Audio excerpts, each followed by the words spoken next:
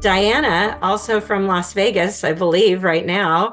Welcome. And I would love to hear a little bit more about your story and where you're at in the program as well. And I was lucky enough to spend time in Australia with Diana over the break in December, and we got to learn a lot of things there. So, welcome. Thank you.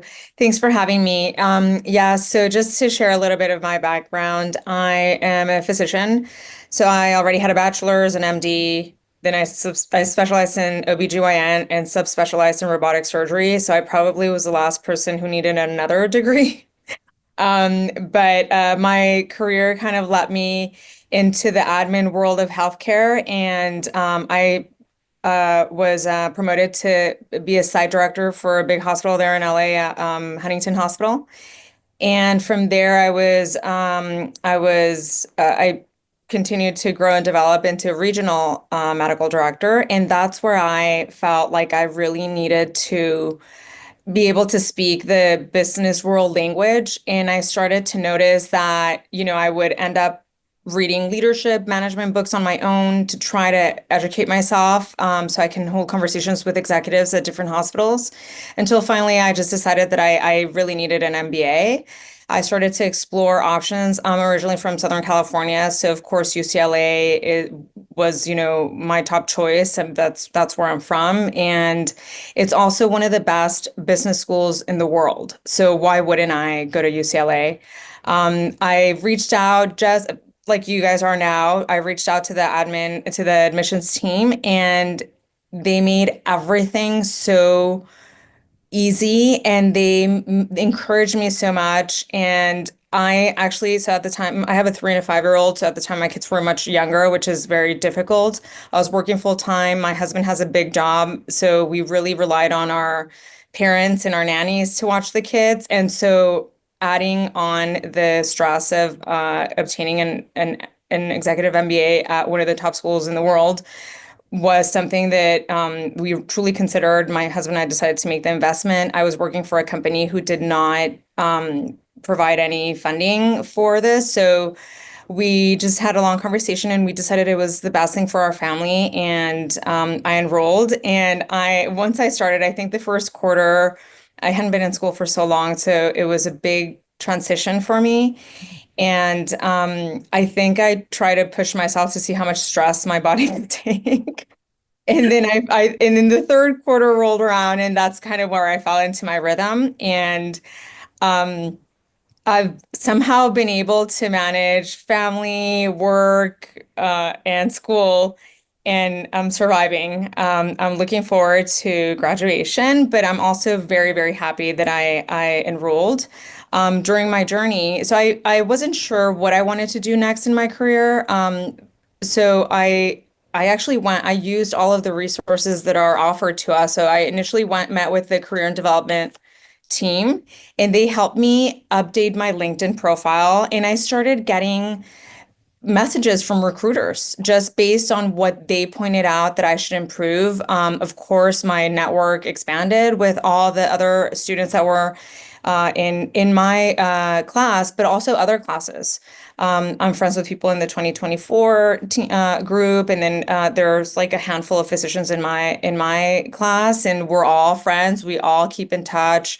We're different specialties. It doesn't matter. We're all supportive of each other. And I transitioned. So I left the company that I was with, where I was a regional medical director, and I was hired as a chief medical officer for HCA, which is the largest healthcare system in the United States. They own 185 hospitals. And I just found out it's the 58th largest company in the United States, which is amazing. They're like a Fortune 500 company.